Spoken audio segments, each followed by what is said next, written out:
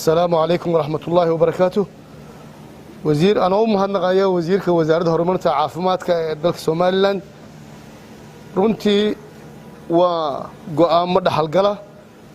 sida darteed maanta taariikhdu tahay 22 bishii saddexaad 2021 kuna beegan 8 bisha Shacbaan 1442 guddiga heer qaran ee ka hortagga iyo maareynta xanuunka COVID-19 waxay soo saareen go'aamo muhiim ah oo laga hortagayo faafitaanka wajiga cusub ee xanuunka COVID-19 isla markaana lagu sugayo badqabka iyo fayadhowrka bulshada Soomaaliland go'aamada si fulintoodu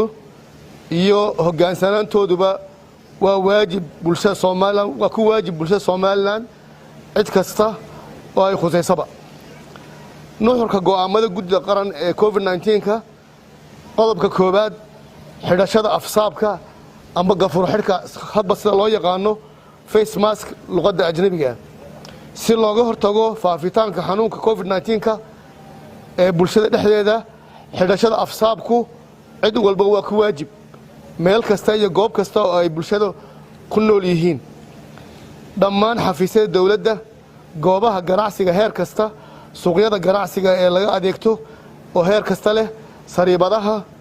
goobaha lagu iibiyo caanaha hoteelada iyo makhaayadaha iskuulada dawladda ee dawliga ah iyo kuwa gaarka loo leeyahay jaamacadaha masaajidada malcaamadaha gaadiidka dadweynaha iyo kuwa gaarka loo leeyahay basaska gobolada iyo kuwa magaaladaba tagaasida dhaweeye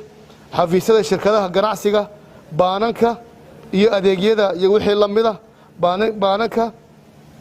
iyo adeegyada lacagta dhammaan goobaha qurxinta haweenka koofeerada meelaha lagu xinaysto iyo wixii la mid ah xidhashada afsaabku waa ku waajib cid kasta oo u hogaansami weyda xidhashada afsaabka goobaha ay bulshadu ku kulanto waxa loo aqoonsanayaa inuu yahay qof dhiirigelinaya faafitaanka cudurka isla markaana ay u muuqdo inuu yahay qof u cadawaa bulshada Soomaaliland laba kala fogaanshaha bulshada si looga hortago isla markaana loo yareeyo faafidda wajiga cusub ee xanuunka COVID-19 bulshada dhexdeeda dhammaan bulshada jamhuuriyadda Soomaaliland waxa lagu wargelinayaa in ay dhowraan kala fogaanshaha social distancing waxa loo yaqaan afka qalaad ugu yaraan 2 mitir goobaha ay bulshadu ku kulanto oo aanay tahay waajib qof walba saaran in la fuliyo oo loo hogaansamo dhammaan xafiisyada dawladda goobaha ganacsiga heer kasta suuqyada ganacsiga ee laga adeegto heer kasta sariibadaha goobaha lagu iibiyo caanaha hoteelada makhaayadaha iskuulada dawladda iyo kuwa gaarka loo leeyahay jaamacadaha masaajidada malcaamadaha gaadiidka dadweynaha iyo kuwa gaarka basaska gobolada kala baxa tagaasida dhaweeye xafiisyada shirkadaha ganacsiga baananka iyo adeegyada lacagta dhammaan goobaha qurxinta koofeerada meelaha lagu xinaysto waa ku waajib kala fogaanshaha iyo afsaabkuba cid kasta oo hogaansami weyda kala fogaanshaha waxay bulshadu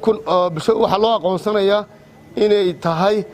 cid dhiirigelinaysa faafitaanka cudurka oo aan bannaanayn saddex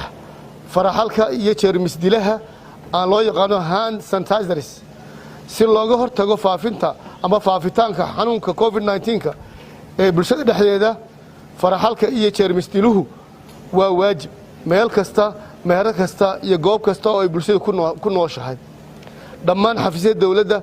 goobaha ganacsiga heer kasta suuqyada ganacsiga ee laga adeegto heer kasta tahay sariibadaha goobaha lagu iibiyo caanaha hoteelada iyo makhaayadaha iskuulada dawladda iyo kuwa gaarka loo leeyahay jaamacadaha masaajidada malcaamadaha gaadiidka dadweynaha iyo kuwa gaarka ah basaska gobolada kala goosha tagaasida dhaweeye xafiisyada shirkadaha ganacsiga baananka iyo adeegyada lacagta dhammaan goobaha qurxinta haweenka faraxalku iyo jeermis diluhu waa ku waajib cid kasta oo hogaansami weyda faraxalka iyo jeermis dilaha goobaha ay bulshada ku kulanto waxa loo aqoonsanayaa inuu yahay ama ay yihiin dad dhiirigelinaya